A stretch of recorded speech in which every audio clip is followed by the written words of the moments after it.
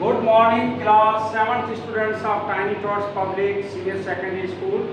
आपको online classes की study में आज हम पढ़ाएंगे क्लास 7 का मैथमेटिक्स और इसमें हमने लिया है चैप्टर फर्स्ट जिसमें हम 1.1 एक्सरसाइज हम ऑलरेडी कर चुके हैं और अभी हम करने जा रहे हैं एक्सरसाइज 1.2। इसमें आपको कुछ सम्स दिए गए हैं, उन्हें सॉल्व भी करना है और साथ साथ आपको ये समझना भी है कि किस प्रॉपर्टी को यूज़ किया गया है। अभी हमने क्वेश्चन नंबर फर्स्ट लिया है जिसमें हमको मल्टीप्लाई करना है। मल्टीप्लाई करते समय हमें दो नंबर्स दिए गए हैं। क्वेश्चन नंबर फर्स्ट के एक पार्ट में हमने इसको मल्टीप्लाई करके और इसका आंसर लिखा है। अब ये मल्टीप्लाई करना तो सभी स्टूडेंट्स को आता है। हम इसमें साथ में ये सीखेंगे कि इस एग्जाम्पल से हमने क्या सीखा, ये कौन सी प्रॉपर्टी को शो कर रहा है। ये हमारे मैथमेटिक्स में क्लोजर प्रॉपर्टी ऑफ मल्टीप्लिकेशन को शो कर रहा है। अब हम ये सीखेंगे कि क्लोजर प्रॉपर्टी ऑफ मल्टीप्लिकेशन होती क्या है। क्लोजर प्रॉपर्टी ऑफ मल्टीप्लिकेशन में हम ये सीखते हैं कि कोई भी दो नंबर मल्टीप्लाई करने से हमें जो आंसर आएगा वो भी इंटीजर होगा। कोई भी दो इंटीजर्स को मल्टीप्लाई करेंगे तो आंसर जो आएगा वो इंटीजर होगा। यहाँ पर हमने दो पॉजिटिव नंबर्स को, दो पॉजिटिव इंटीजर्स को मल्टीप्लाई किया और हमें आंसर इंटीजर के रूप में मिला है। बी पार्ट में हमने देखा कि एक पॉजिटिव है और एक नेगेटिव है, तो इनको मल्टीप्लाई करने से जो आंसर आया है इसमें हमने कौन सी सिंबल डाली है, इसमें हमने नेगेटिव की सिंबल डाली है। अब नेगेटिव की सिंबल हम कब और कैसे इसमें आंसर में लिखते हैं, इसके लिए क्या नियम है। इसके लिए रूल है कि अगर नेगेटिव की सिंबल दो बार मल्टीप्लाई होती है तो आंसर पॉजिटिव होगा।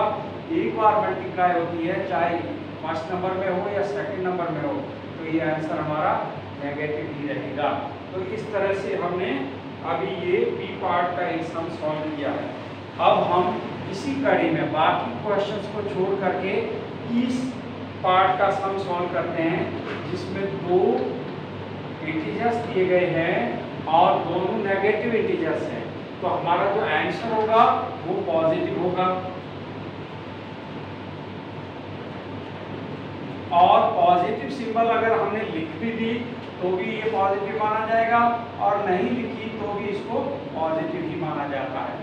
तो हमने इन दोनों इंटीजर्स को मल्टीप्लाई करके जो आंसर मिला है तो हमें ये पॉजिटिव इंटीजर्स के रूप में लिखा है, ये हमारा आंसर है।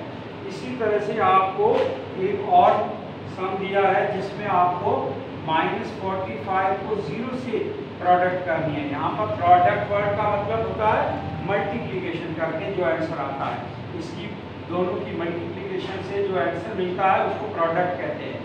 तो अब 0 के लिए हम क्या इसमें प्रॉपर्टी का यूज करते हैं। 0 की प्रॉपर्टी ये है मल्टीप्लिकेशन बाय 0। इसके लिए हम इसको आइडेंटिटी एलिमेंट फॉर मल्टीप्लिकेशन मानते हैं। अब आइडेंटिटी एलिमेंट कैसे हुआ कि ये 0 जिस नंबर से मल्टीप्लाई होगा उसका रिजल्ट प्रोडक्ट 0 कर देगा, तो इसका आंसर क्या होगा 0। अब ये नंबर कोई भी हो सकता है, -45 की जगह कोई दूसरा भी नंबर हो सकता है, परंतु उसको 0 से मल्टीप्लाई करेंगे तो प्रोडक्ट हमेशा 0 रहेगी। इसको कहते हैं आइडेंटिटी एलिमेंट फॉर मल्टीप्लिकेशन, यानी कि ये मल्टीप्लिकेशन के लिए आइडेंटिटी एलिमेंट है। तो इस तरह से हमने इसमें दो प्रॉपर्टी सीखी है क्वेश्चन नंबर 1 में।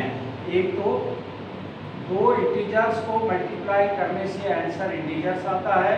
दूसरी प्रॉपर्टी किसी भी इंटीजर को 0 से मल्टीप्लाई करने से प्रोडक्ट 0 आती है। अब हम क्वेश्चन नंबर 2 करने जा रहे हैं। याद रखना कि इसमें जो बाकी सम्स हैं वो स्टूडेंट्स अपने आप अपने घर पे बैठ करके और प्रैक्टिस करके सॉल्व करेंगे और बाद में फेयर कॉपी में भी इसको करना है।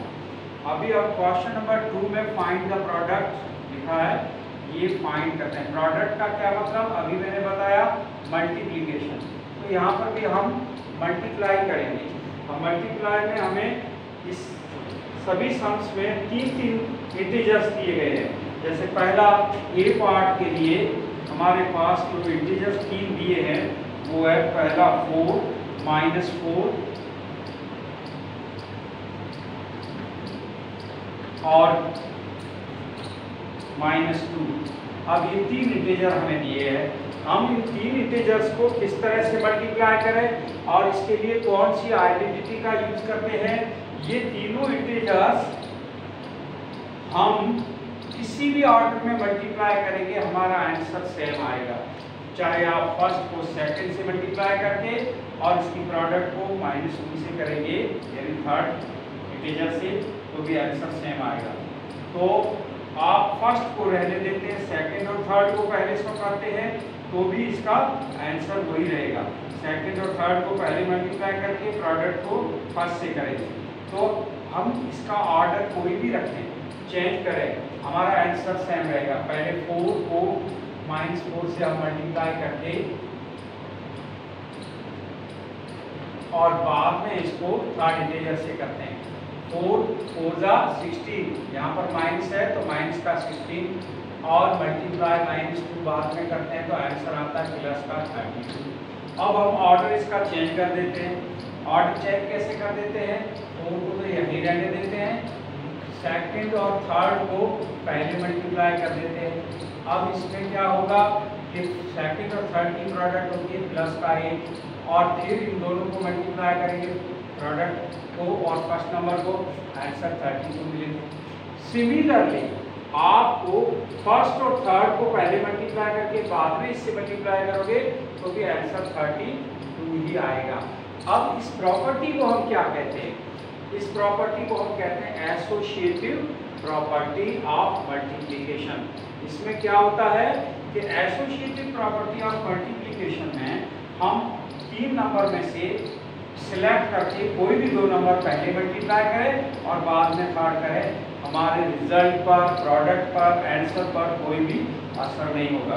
तो हम इसमें सिंप्लीफाई करते हैं, इसको -16 पहले लिख करके बाद में -2 से मल्टीप्लाई करते हैं तो 32 आंसर लिखते हैं।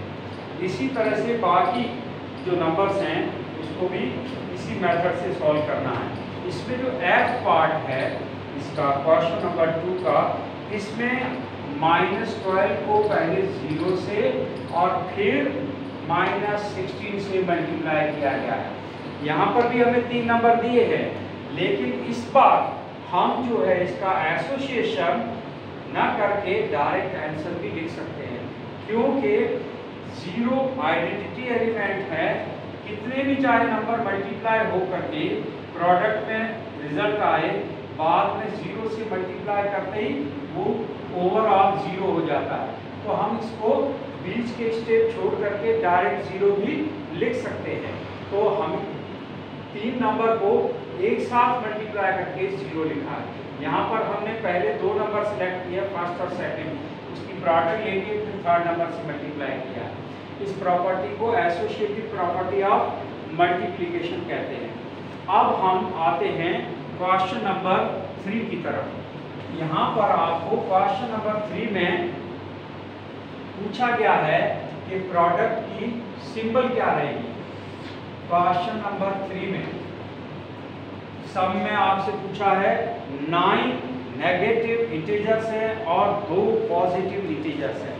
अब कुल नंबर हमारे पास इंटीजर्स कितने हैं, 11। हम इसमें जो प्रॉपर्टी का यूज करेंगे कि फर्स्ट को सेकंड से मल्टीप्लाई करें, फिर प्रोडक्ट को थर्ड से, फिर प्रोडक्ट को फोर्थ से, इस तरह मल्टीप्लाई करते हुए लास्ट में आंसर आ जाएगा। मगर हमसे क्वेश्चन में कोई नंबर नहीं दिए गए, हमसे सिर्फ सिंबल के बारे में पूछा है कि 9 नेगेटिव इंटीजर्स और 2 पॉजिटिव इंटीजर्स, इन सभी को मल्टीप्लाई करने से रिजल्टिंग नंबर जो प्रोडक्ट होगी उसका सिंबल क्या होगा। तो हम उसका सिंबल लिखेंगे नेगेटिव। अब आप पूछेंगे नेगेटिव ही क्यों,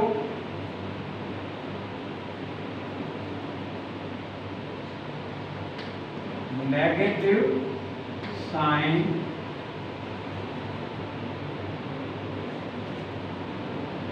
will be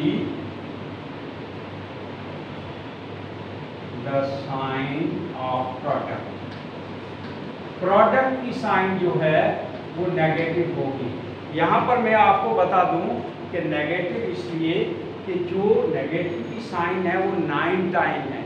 याद रखना कि साइन नेगेटिव की अगर और टाइम्स है तो प्रोडक्ट की साइन नेगेटिव ही रहेगी, और अगर वो इवन टाइम्स है, इवन टाइम और ऑड टाइम कैसे, 2 बार, 4 बार, 6 बार, 8 बार, 2, 4, 6, 8 टाइम्स अगर नेगेटिव साइन है तो प्रोडक्ट पॉजिटिव रहेगा। 1 टाइम, 3 टाइम, 5 टाइम, 7 टाइम्स अगर नेगेटिव की सिंबल आती है, 9 टाइम्स भी आती है, तो ये ऑड टाइम्स कहलाती है। Odd time negative sign multiply होकर के प्रोडक्ट में नेगेटिव रहता है। तो ये हमारा क्वेश्चन नंबर 3 का आंसर हुआ। अब क्वेश्चन में पूछा है find the integer whose product with 1 is -7। यहाँ पर हम क्वेश्चन नंबर 4 लेते हैं इसी एक्सरसाइज का, और इसको पहले स्टार्टिंग में लिखते हैं let the required integer be x। मान लो कि हमको जो इंटीजर चाहिए वो x है, तो अब हम इस इंटीजर को किससे मल्टीप्लाई करेंगे, -1 के साथ। -1 को x इंटीजर से मल्टीप्लाई करें जो हमें चाहिए, तो प्रोडक्ट क्या होगी, प्रोडक्ट होगी -75। ये हमारे क्वेश्चन के हिसाब से है। तो यहाँ पर हम लिखते हैं बाय द प्रॉब्लम। प्रॉब्लम के अकॉर्डिंग हमको एक इक्वेशन मिली है कि किस इंटीजर को -1 से मल्टीप्लाई करने से प्रोडक्ट -75 आती है। अब हम इसको सॉल्व करते हैं। यहाँ पर आप देखें कि जो नंबर अननोन है, x है, इसको हमें फाइंड करना है, तो आप इक्वेशन के मेथड से इसके साथ जो नंबर है उसका ट्रांसपोजिशन करेंगे, तो ये वहाँ जा कर के क्या हो जाएगा, डिवाइड हो जाएगा। मल्टीप्लाई का सम यहाँ आकर के -1 डिवाइड की फॉर्म में लिखेंगे। ये ट्रांसपोजिशन का मेथड है कि यहाँ पर मल्टीप्लाई है तो डिवाइड करेंगे, डिवाइड होता तो मल्टीप्लाई करते हैं, और अगर माइनस है तो प्लस हो जाता है, प्लस है तो माइनस हो जाता है। तो x के साथ ये क्या है, x के साथ मल्टीप्लाई है, यहाँ पर हमने डिवाइड कर दिया। अब हमारा आंसर क्या हुआ, हमारा आंसर दो नेगेटिव इंटीजर्स को अगर हम डिवाइड करेंगे तो आंसर पॉजिटिव आएगा। 75 को 1 से डिवाइड करने से क्या आया, 75। नेगेटिव 2 टाइम है तो यहाँ पर पॉजिटिव रहेगा डिवाइड में। ये भी आपको प्रॉपर्टी याद रखनी होगी। अब x की वैल्यू हमें मिल गई, तो इसका मतलब ये हुआ कि यहाँ पर 75 मल्टीप्लाई करने से हमारी प्रोडक्ट -75 आएगी। और ये जो 1 है ये हमारा आइडेंटिटी एलिमेंट कहलाता, जिस तरह से 0 आइडेंटिटी एलिमेंट था जिसमें प्रोडक्ट 0 थी। 1 से क्या होता है, 1 से जो नंबर है वो हमेशा सेम आता है। 1 से मल्टीप्लाई जिस इंटीजर से मल्टीप्लाई होता है वही इंटीजर उसका आंसर आता है। तो यहाँ पर माइनस की सिंबल प्रोडक्ट में 2 इंटीजर्स में आई है, इसका मतलब -1 टाइम ही रहेगी। तो यहाँ -1 टाइम दी हुई है तो दूसरा माइनस का हम सम यहाँ पर इंटीजर नहीं लेंगे, तो ये इंटीजर हमारा पॉजिटिव रहेगा, पहली चीज़। दूसरा, माइनस की यहाँ सिंबल होने के बाद 1 से कोई भी नंबर मल्टीप्लाई होता है तो प्रोडक्ट सेम इंटीजर होता है। तो यहाँ x का जो नंबर है वो इधर आ गया, तो हमारा डायरेक्ट पता चल रहा है कि x की वैल्यू यहाँ पर 75 होगी। तो इस तरह से हमने क्वेश्चन नंबर 4 को सॉल्व करके भी शो कर दिया, और क्वेश्चन पढ़ करके भी हम डायरेक्ट इसमें पता कर सकते हैं। अब क्वेश्चन नंबर 5 में आपसे पूछा है कि find the integer whose product with -1 is 92। तो आपको यहाँ पर सेम मेथड से सॉल्व करना होगा, और इसका आंसर भी क्या आएगा, प्रोडक्ट पॉजिटिव है तो फिर इसका मतलब कि कोई एक इंटीजर नेगेटिव होगा, और हमारा एक इंटीजर -1 तो नेगेटिव दिया हुआ है, तो x की वैल्यू यहाँ पर क्या होगी, 92। यानी कि रिक्वायर्ड जो इंटीजर है वो इस सम के लिए 75 है, और नेक्स्ट क्वेश्चन नंबर 5 के लिए वो 92 रहेगा।